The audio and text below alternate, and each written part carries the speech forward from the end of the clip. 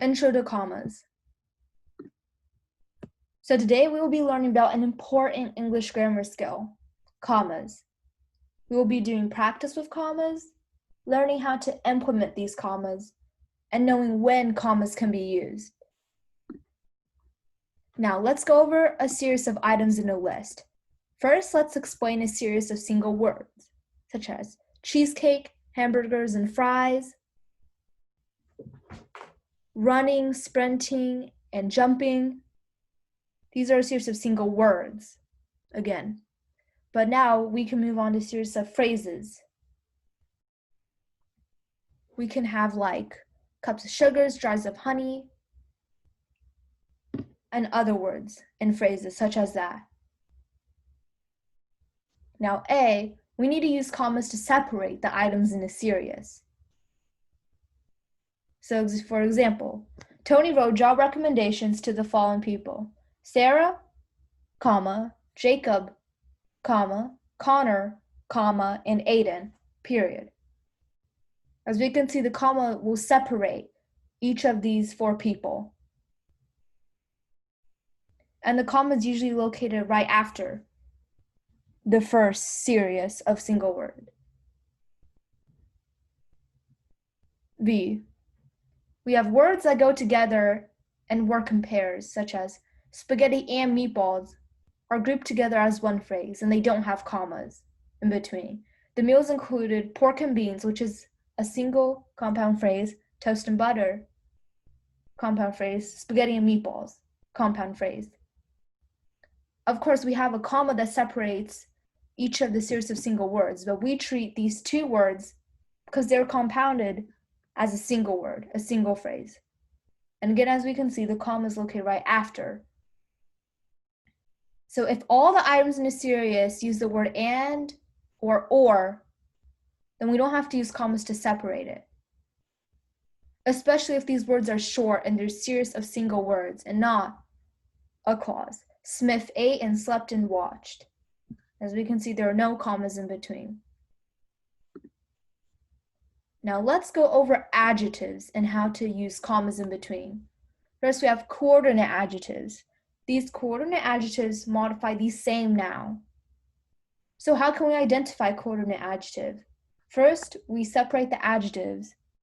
If you can place an and in quotations in between the adjectives, then you have coordinate adjectives.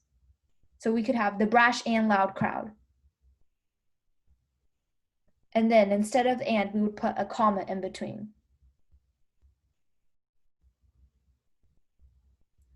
Examples of coordinate adjectives, as we can see in the photo, of severe, irresistible, brain damage, with a comma in between severe and irreversible. Now we have coordinate adjectives, again. They can appear in order because they don't actually affect the meaning. And we use a comma in between them. Next, we have cumulate adjectives. These are one of the adjectives modifies the other adjective in the sentence. Now, we don't separate cumulative adjectives with a comma. For example, we have a bright yellow hat. Bright would modify yellow, so we would not use comma. But instead, versus a coordinate adjective where brash modifies crowd, loud modifies crowd, so we'd have a comma in between.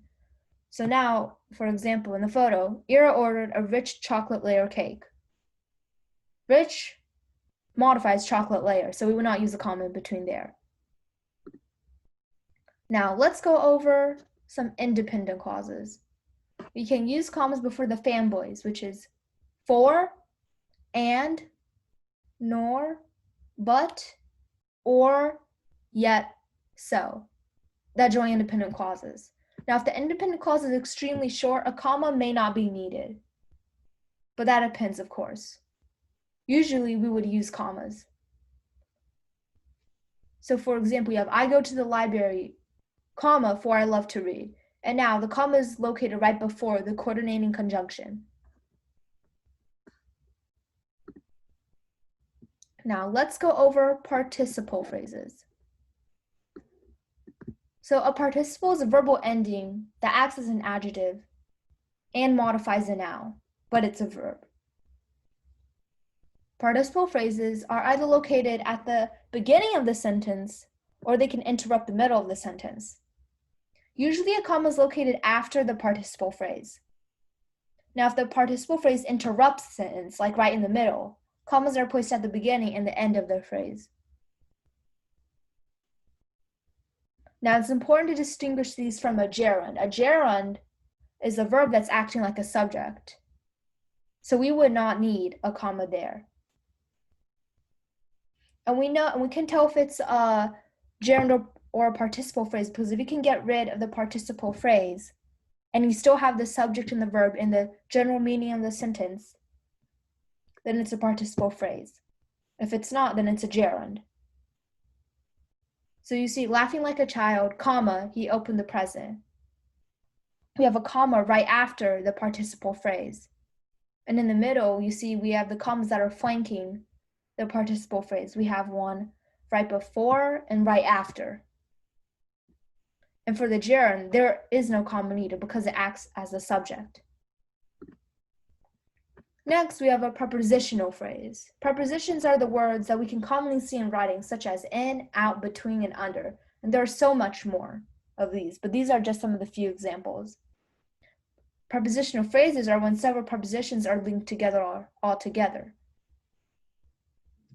Sometimes a comma is needed after these prepositional phrases. For example, we have the comma right after the prepositional phrase, on that night, comma, next, in December, comma.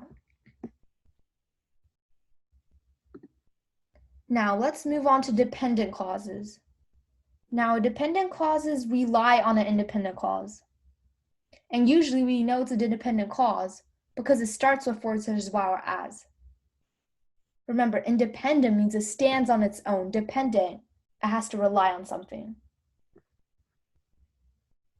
And we can usually use a comma in between or right after.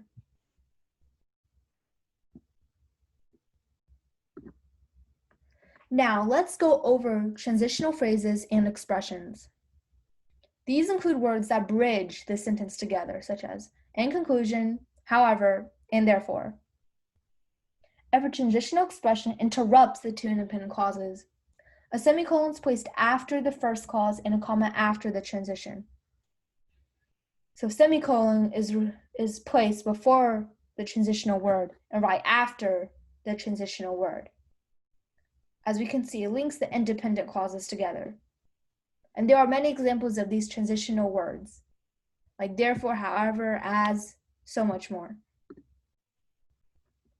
These are a smaller part. Parenthetical expressions interrupt the flow of the sentence, and commas should be placed or flanked around the expression. And you see, these are usually unnecessary words that we don't need, but they're in there to add. But however, they don't add additional information. So we have I believe, I think, in my opinion. All these are examples of the parenthetical expressions. Now we have these contrasted elements that can sometimes be used with commas. You see, they compare, they contrast, they differ, these two things together. And the comma will usually appear before the contrasted element.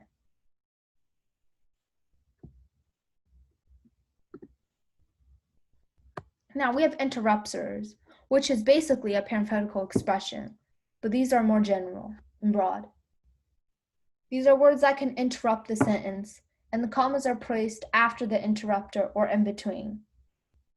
For example, for the interrupter, we have a comma, interrupter, then a comma, and they're placed before and after.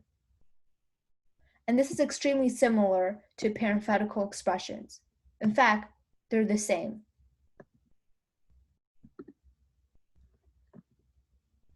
Now we have a non-restrictive or non-essential clause. These are clauses that describe a subject that is already clear, and if the element phrase can be removed and the sentence meaning stays exactly the same, this is a non-restrictive element. If it cannot be removed, then it would be a restrictive element and is needed there to clarify the meaning. Again, let's set an important note. These phrases are not essential to the meaning, and most of the times they are set off by commas. And as we can see in the last example, Jenny, comma, who is our boss, comma, ordered us to report to her office at the end of the day. And the comma flanks to both sides. We have a comma before who and a comma right after boss. Now let's go over non-grammatical situations for. We have dates and addresses. These are when the commas separate dates and address. For example, an address and city is separated by a comma between. For example, we can have 757 Boulevard Lane, comma, Paris. And that is a completely made up situation. And we could also have a day and a year. And let me just make something out. We have February 9th and then 2003. And that can sometimes be separated by a comma in between. We have letter that can be used for closing letters and salutations. For example, we have sincerely, comma, which we would place at the very end, or dear Mr. Henderson, and we would place a comma right after Henderson. That's for the beginning and the closing of the letter.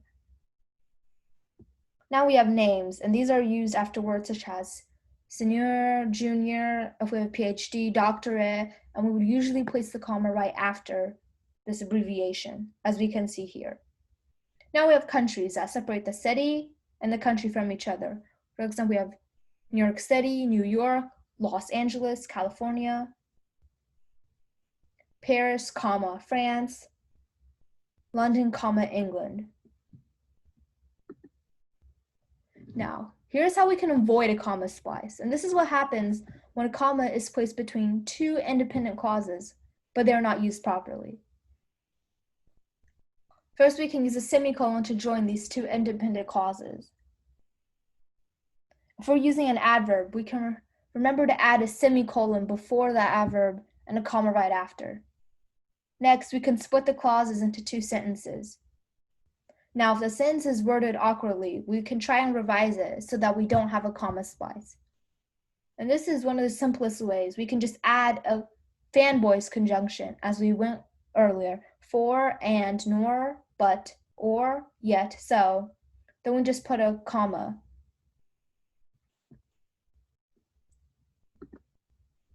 Now, can you find the mistakes of these sentences?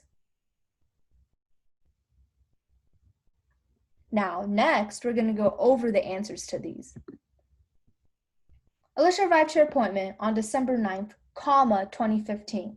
So we can see this separates the day and the year. And we just went over that. Next, we have the first time cooking is hard, comma, but it gets easier later. This is a prime use of the fanboys conjunction with the word but, which is part of the fanboys conjunction. Next, we have Dear Timothy, comma, I apologize for the late notice. Now we have the comma right after Timothy, and this is for letters. Now we have Mr. Corn was born in Paris, comma, France. That separates the city and the country. Jamie tries his best at school, semicolon, however, comma, he still receives bad grades. This is an example of a transitional phrase or an adverb, and we put the comma right after. Next, we have the idea, comma, I believe, comma, will provide the best solution. The commas are flanking both sides, as we can see here. This is also an example of a parenthetical expression or an interrupter. My little sister, comma, frightened by the terrifying wolf, comma, jumped in the air. This is a non-restrictive element, which means if we took this phrase out, we would still get the subject, the verb, and the general meaning of the sentence. As we can see, again, the commas are flanking both sides.